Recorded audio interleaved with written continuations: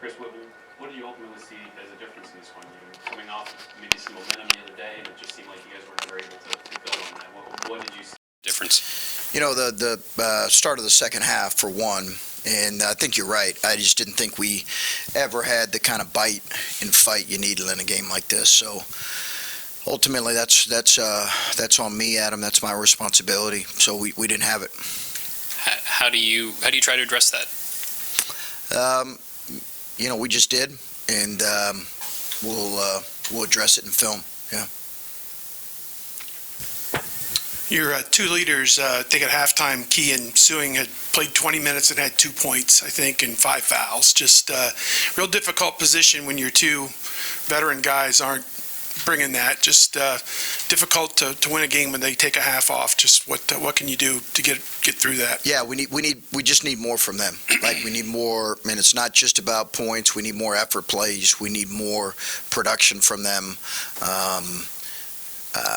They're too important to what we're doing, and we rely on them too much with how young we are. We've got to get them performing at a higher level, Steve. So that's on us as coaches, and then they've got to bring more than what they're bringing. And you know, I thought Zed had some good looks, but it's not just about his finishes around the basket. He's got to bring more. He's got to do more in terms of effort plays, and so does Justice. Zed, his knee, just how did that check out, and did that impact him at all here? You think You'd have to ask him. I don't think so, Steve. I think he was ready to go. He's a tough kid. He was ready to go. Chris Coleman Hawkins obviously had an impact on this game. What makes him difficult just to compete against? He's just he's a stretch five, and I think we had some.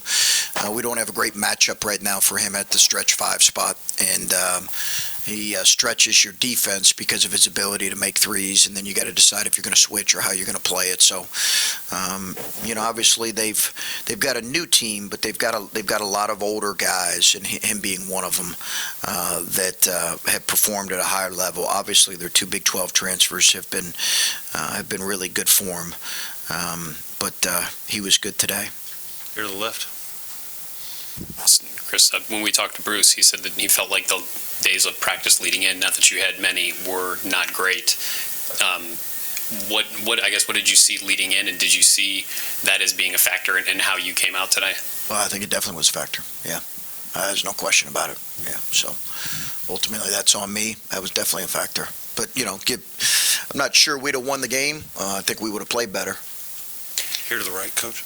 Chris, over here. That's right here to the right.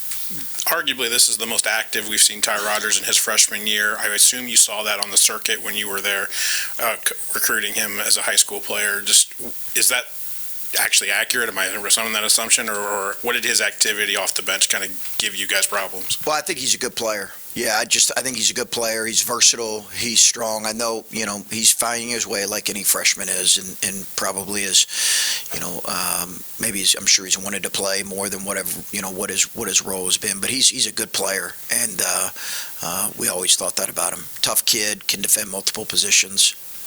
Here to the left again. And you talk about effort and practice and needing more from your veterans, and you're almost to the midpoint of the Big Ten schedule. Do you have confidence that you have what you need in this locker room to turn this around and not have this become another slide?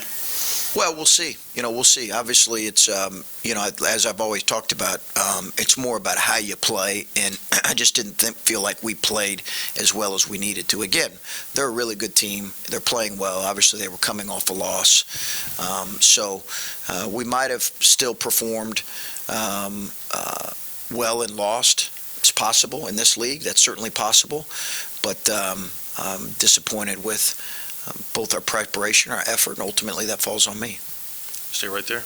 Yeah, Bruce seemed to try and assert himself a little bit in the second half and had that three-point play and tried to get in there a few more times and wasn't able to finish them. But do you feel like he's starting to come back a little bit from his wrist injury and starting to get back to where he needs to be? Yeah, I just love Bruce's approach. He's trying to find his way, Steve, and we've played him a lot of minutes. He's played a very heavy role, and I'm trying to limit his minutes. I'd like to keep him between 20 to 25 if I could.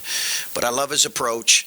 Probably settled for a little too many mid-range tonight, but I love his approach and his effort on both ends, and his effort in practice was really, really good. Scott?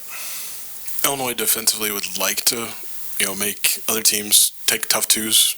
What did they do tonight to put you in that position? Well, we took too many of them. We knew we were going to take some of them. We just took too many of them. And I just didn't think it.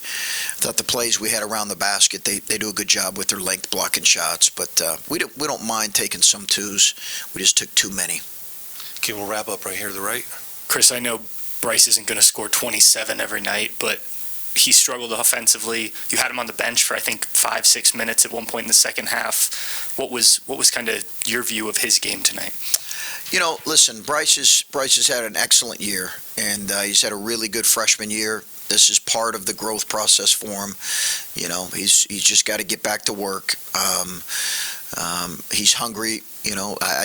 I think this is part of the process. It's unrealistic to expect, the scoring output he had the other night to be consistent. I know you guys know that. So I'm hopeful that he'll learn from this and be better as next time out. All right. Thank you, Coach.